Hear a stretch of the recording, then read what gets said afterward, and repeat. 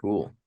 Awesome. Well, as I like to always say, thank you for doing this since, you know, um, I, I'm not, it's not bullshit in that you're one of my favorite authors. And Oh, I blame the Amazon algorithm for like, you might like this author, which, listen, put food on your plate. But there's a thing about your books that stands out besides being good, because there's plenty of mhm. bad ones, but like it has its own little shared universe that I really enjoy because one of the weird things about a book as opposed to a movie is you get like if you read a good book, you get vaguely depressed when it's over Mhm. because there's not really sequels to books in the same way, and you don't suddenly there's no more material. Book's over.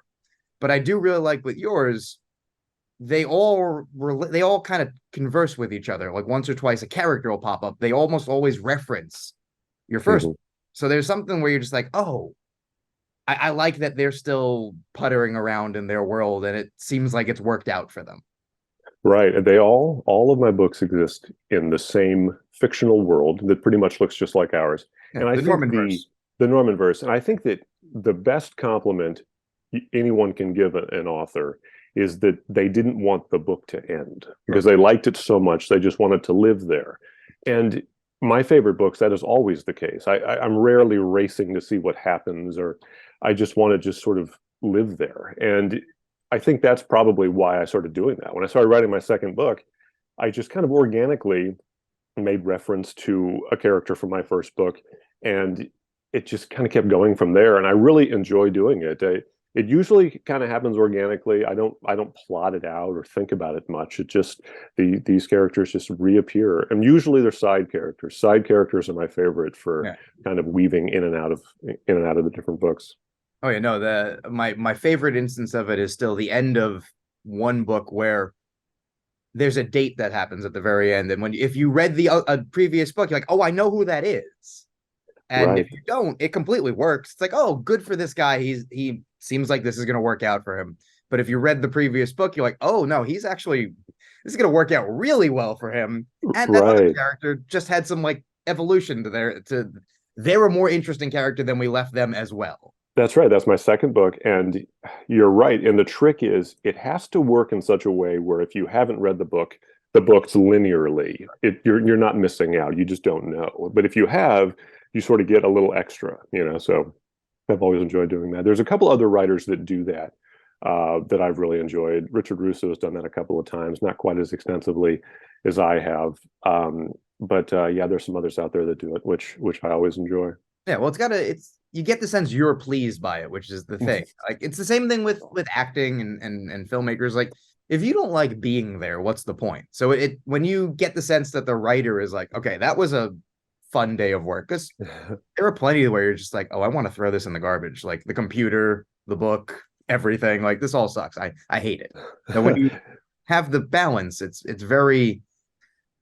heartening in a way. Like I don't know. I as you were saying earlier, it's like I don't want the characters to stop interacting. I don't want to end. That's what happens with these. Even with the last book, there's a couple of things towards the end that like are introduced, and then I almost get the sense you're like, let's get back to the characters. Like it's okay. We'll worry about that later. Like even you're going, well, I really just want to have these guys in this house spending time together. It's like, how can I write a 3,000 page novel? Well, it's Yeah. maybe just maybe break it into seven novels or something. So yeah, you're definitely on to me. Oh, yeah. Well, I mean, that's the thing. I think you can speak this better than I can, but when you decide or have an idea or like, okay, new book time and blank page, I imagine you're thinking a lot about the characters and they Mhm. all are different, but they all have this a similar style. Like they all are your creation, you can tell. Sure. But then it's just like, well, I need something to tie them together and either what's interesting me at the moment or what's a good excuse to put a bunch of people I want to write about in the same general vicinity. The inciting incident is different, but largely the interactions are if you like my stuff, you're gonna like the next thing I do. Right. I think that novels, they always start very small and you're sort of thinking about a certain idea. And in this case, I was thinking about musicians. Like I love music, but I know very little about how it's, there you go. I know very little about how it's actually made. So I'm just a fan of it. And for me, musicians have always kind of been on an artistic pedestal because of that, almost like they're magicians, because I don't really know how they do Same. what they do. And I was thinking about the music industry, which is really changing because of the internet. And my daughter hopped in the car one day when I picked her up, and I think she was 11 at the time, just a couple years ago when I was trying to get this book off the ground. And she sat down in the car, and without even saying hello to me, she said, Daddy, have you ever heard of the song Smells Like Teen Spirit by Nirvana? And I laugh because the earnestness and the naivete in her voice was so heartwarming because she had no idea about the context, and that for someone my age, that song and that album and the Yeah. music that spiraled out of it defined my teens and 20s, right? She had just heard a great song and wanted to know what it was. And that is when the thesis of this book kind of clicked, where it was like, what's old is new again. What is music doesn't go away, art doesn't go away. It's just there to constantly be rediscovered. And when it comes to the other books that I have written, I've found a nice groove these last couple of years where I've set my last 3 or 4 books in Baltimore, in and around Baltimore. And Baltimore, people who live here, they call it Smaltimore, which is sort of an inside joke that runs through a lot of my books, that people are constantly crossing paths at the grocery store. It's not some sprawling metropolis of a city. We're all sort of on top of each other. And it allows the characters to sort of bump into each other. And I've enjoyed doing that over the years for sure. Totally. How fast did you tell your daughter, like, we have to watch Singles now? That's right. I know. It's like, because you can lose a 13-year-old pretty quickly. There's that little spark, and she's like, okay, tell me this much about Nirvana, but not that much about Nirvana. And so I did my best to, not bore her to death. But she was excited. She loves it. And like the first time she heard Stevie Nicks' voice, she was like, Daddy, who is this? And she has no idea that Rumors came out 50 years ago or Yeah. 48 or whatever. I mean, it was just a new, awesome song that she loved. You have to be like, oh, this is great music. And you start to show, and you just have to remember to not be, but these two hate each other, and these two were, Yeah. and she's like, I didn't want any of that.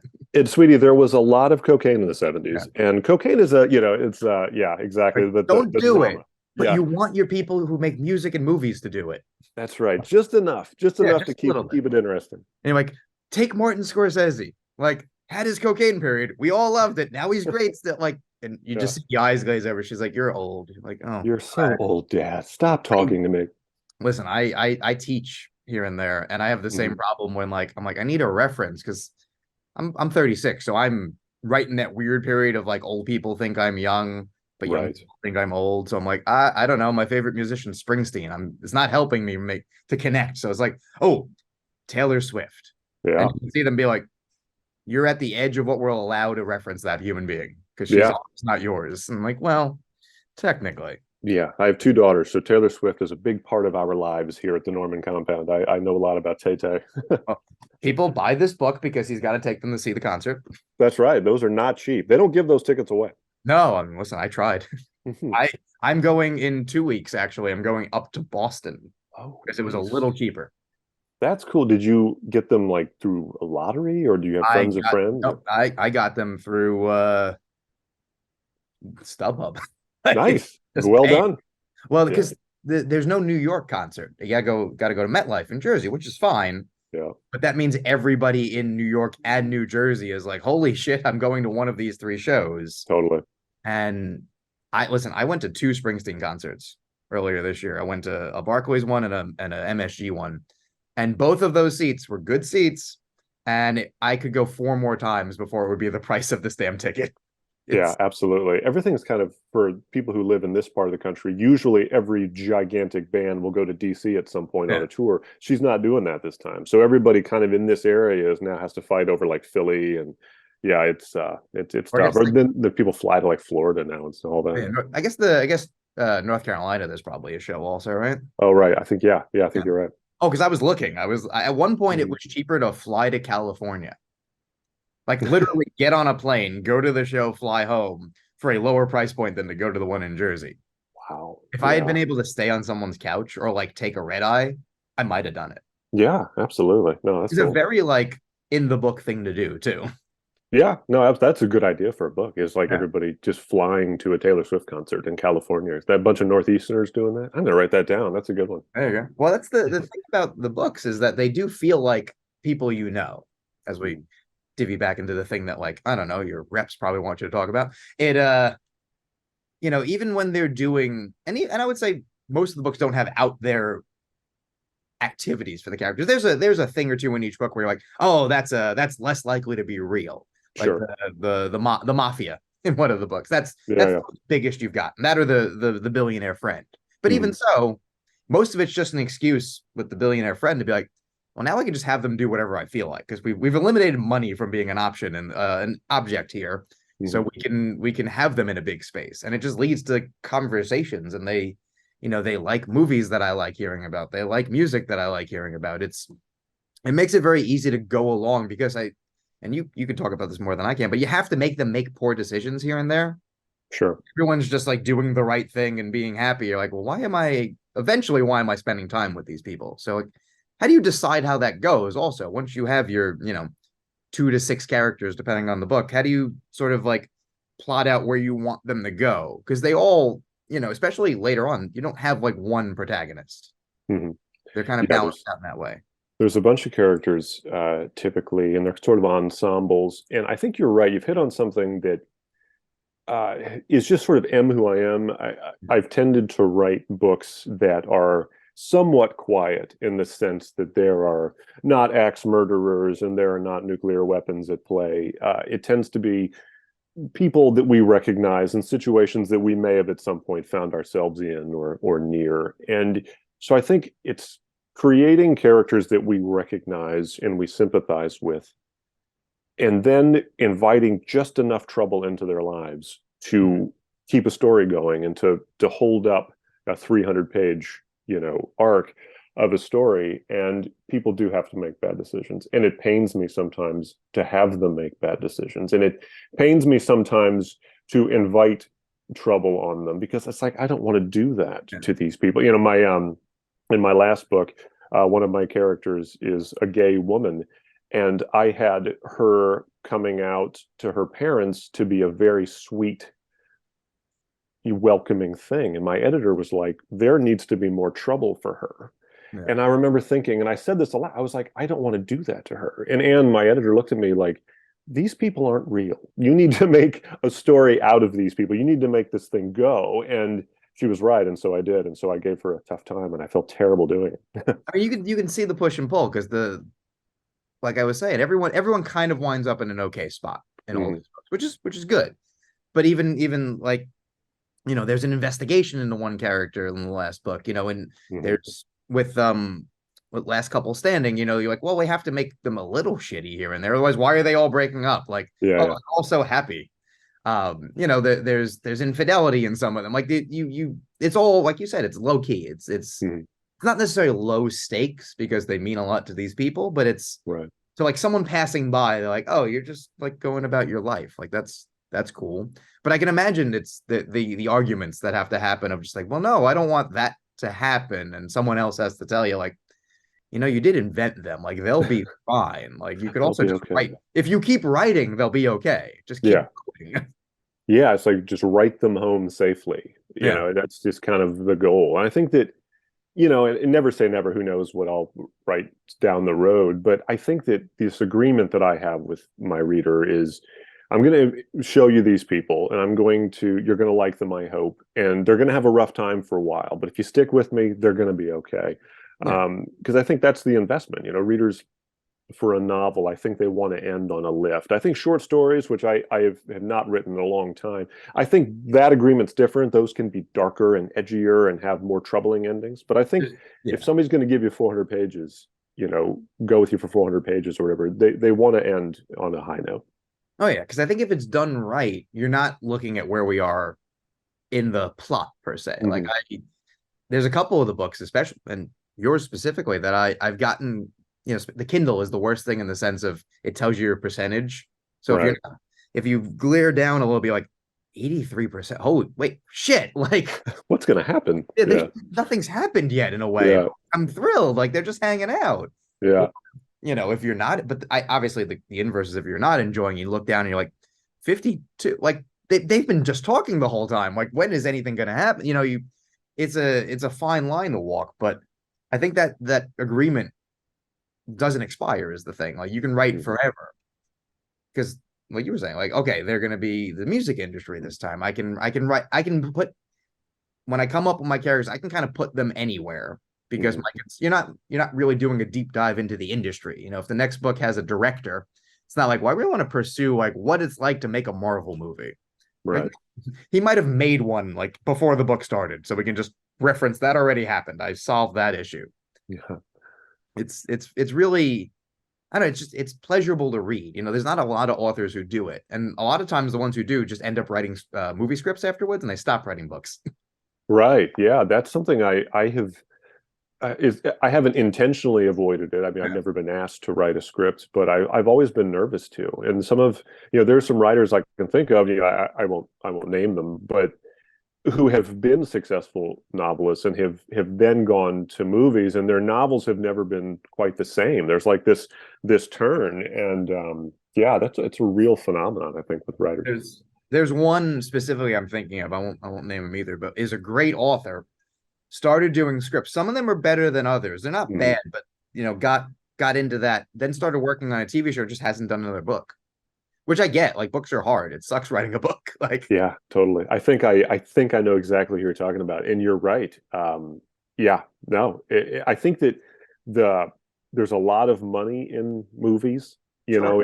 and I think there's more money, and there's I think that's a real draw, because a book might come out, and the book community, which is this very passionate, small little thing, might know all about it. But if you yelled the name of it at the mall in Topeka, Kansas, no one would know what the hell you were talking about. But if a movie comes out, if a new series comes out, people just accidentally know about it. So it's such a bigger tent. But to be fair, you are zooming in from your palatial estate, right?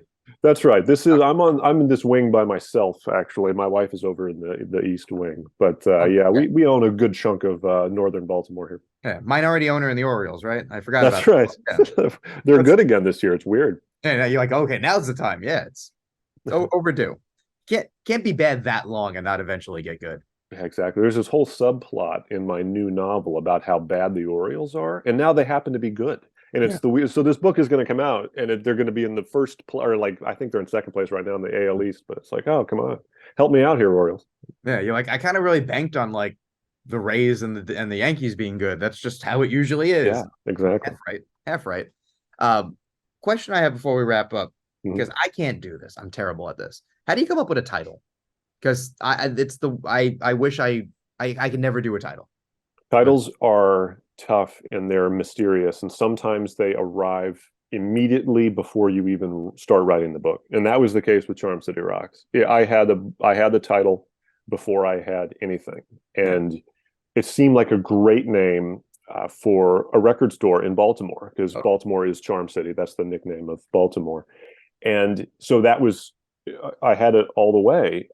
With my third book, Last Couple Standing, it arrived at the very end based on just something one of my friends, a writer friend of mine, Jessica Blau. I ran into her at Starbucks and I told her what I was working on. And I said, it's a book called How to Save Your Marriage. And it's about this couple, all their friends break up, and they're the last couple standing among their friends. yeah, And Jessica goes, why don't you just call it Last Couple Standing? And she thought about it for 3 seconds. I had thought about it for 2 years, yeah. and she was right. And they're mysterious. It's lightning strikes, and some of them come out of brainstorming, some of them you stumble on, and some of them give you a book, sort of lead the way. So I've had all of those experiences. Yeah, I can imagine. Every so often I'll get shown something and they'll show it to me early because they want to know something about it besides just like reviewing it. And every Mhm. so often they'll go like, "Well, what do you think of the title?" And it's a terrifying question because sometimes it usually is because they don't like the title, and I'm like, Yeah, I agree, but I don't have an idea for another one. Like, as long as you have absolutely no follow-up questions, yes. I know what you mean. Yeah, And titles are big because they're such. I mean, they're important. People are very literal, and so if they misread a title or they think it's something else, and it ends up being not what they thought, they can punish you for that. So they're very stressful. Yeah, yeah. I mean, listen, worst case scenario, just title the next book, buy this and you get $50. that's a good one. That's Because not bad. someone will try it, but then you'll get a shitty message of like, "Where's my $50, Yeah, Norman?" where's my $50? Clickbait is as a title is that's an Exactly. interesting concept. Like, Yeah. and you're like, I don't know, I got $2 from you, so like, listen. Yeah, that's right. We're on the way. No, so as we wrap up, since it's Friday and you have other things Mhm. you can be doing besides this, sell your book.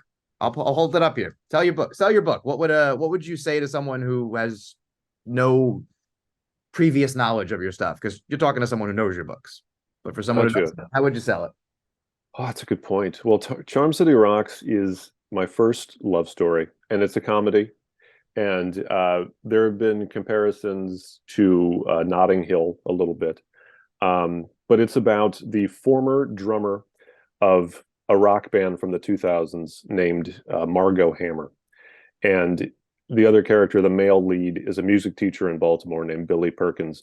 And after a sort of comedic event involving some pot gummies, Billy's teenage son finds out that Billy used to have a crush on Margot Hammer back when she was famous, and he kind of tricks Margot into coming to Baltimore for what she thinks is a musical performance, and the two meet. And so it's a normal person celebrity romance, Yeah. and I hope it's funny, and it's all about music, and yeah, I hope you like it. Awesome. I mean, listen, I have started it and I will continue. Uh, Absolutely. it's Emmy season, and while I don't watch a ton of TV, like whenever they're like, "Whoa, do you want to talk to Andy Serkis?" I'm like, "Yes, I'll find time to do that." Or like, Yeah.